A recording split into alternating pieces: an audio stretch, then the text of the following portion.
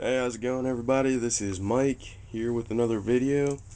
I figured I'd try my hand at doing a review, and I figured this was a good knife to start off with. It is the Spyderco Endura 4 FFG lightweight. This knife has tons of reviews out there, so I figured I might as well just throw my opinions out in the pot. But let's start off with the blade. The blade length is 3 3/4 inches with a cutting length of 3.43 inches. So, a little bit smaller than the overall blade, but not too bad. It is made out of the excellent steel choice of VG10. I don't know if you can pick that up. I think you can, though. Overall, I have no gripes with the blade. I think the blade is fantastic. It's a very nice leaf-shaped blade. I love that blade shape that Spyderco does. It's so elegant but yet extremely functional. The overall length of this knife, let's see if I can get an overall view of it. You want to focus for me? Thank you. Overall length is 8 3/4, and the closed length of the knife is 5 inches. Not bad overall. It's a good sized folding knife. I personally love this size because it's not too big for EDC, but it's definitely not too small for defensive tasks, God forbid. The deployment on this knife is a 13mm deployment hole. It's not that big. I wish it was a little bit bigger, but in all honesty, they can't really make it much bigger with this form factor. So, that's alright. You can deploy it with your thumb or with your index finger, whichever you prefer. You can also do Spidey drops. You can deploy this knife many different ways. Kind of depress the lock back and flick it out that way if you want. That's one of the ways that I seem to close my knives. But yeah, it works alright. Has very functional jimping. This is the best jimping that I have on any of my knives. It's not too aggressive, as in it doesn't hurt, but it's very grippy. So it grabs your thumb without really just banging it up, which is very nice. The handles are made out of gray FRN. You can also get this knife in many other colors. I think they got it in blue and purple and brown and orange. I think those are the other color options. They're all great. I went with the gray. I liked it the best. Let's go ahead and talk about positives of this knife. Ergonomically speaking, it's amazing. It's very comfortable. Like I've said previously, I have large hands, and that 5-inch handle really lets me get a good grip on it, which is very nice. The jimping is great, just adds a lot to the ergonomics. That thumb ramp just really feels like it's locked in your hand when you get it in a good grip. One thing that I don't like about this blade is this little part right here. Excuse me, I can't remember what it's named. You guys probably know. This little part right here. I wish this wasn't here. I wish this was all cutting edge like it is on the Tenacious. That would be my preference. Unless, which would probably even be better, they put a 50/50 troil there. But they didn't. If they would have rounded this off, put a little troil there, jimped to the side of it, then I would be extremely pleased. But they didn't, so I don't see the point of that part right there. Just doesn't make any sense to me.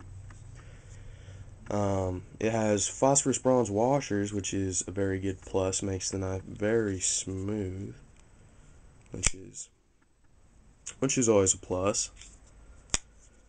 The texturing on the FRN is very good, very grippy, very comfortable. You can see it says Spyderco Endura there with their little logo. Very cool.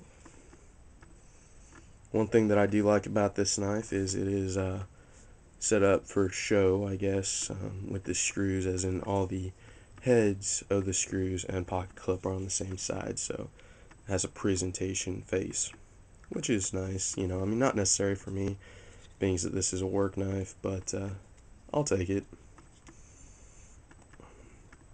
The thing came razor sharp, which is pretty standard from Spyderco, from my understanding. I've had this knife for over a year now, so I have sharpened it. And let's see if I got a piece of paper here to do a cut test. I do. So here we go. I'm gonna peek out from the viewfinder, get this right. There we go. Razor sharp. Nice and sharp. I hope that was focused for that. I wasn't in the viewfinder because I always mess up the cut tests when I'm looking through the viewfinder. Now there's just a lot of great things here. If you want to hear all the praise on this knife, go watch other reviews and you'll see. One thing that I hate about this knife, though, and it's pretty much the only thing that I absolutely hate about this knife, is its strength, its side-to-side rigidity. It's just not very strong. And in all honesty, it really can't be for the weight and the size. It weighs in at 3.4 ounces, which is pretty light for a knife of this size. But this is what I hate about it. And it's staying focused, which is great. Look at this. See it flex? I don't know if that'll show up. I'm not putting that much pressure on this knife, and it is flexing. There's no blade play, but the overall handles and kind of, if there were bolsters, from like here up, it flexes, and that just bugs me. Hey, I'm back. Sorry about that. My battery died, so I'll get back to where I was before I was so rudely interrupted by the short life of my battery. I was talking about the side-to-side rigidity of this knife and how I think it's pretty bad. I understand why it is, I mean, it's very light, but I just, I don't want to make sacrifices of strength to that degree to shed off, a half an ounce. I mean, it isn't worth it to me.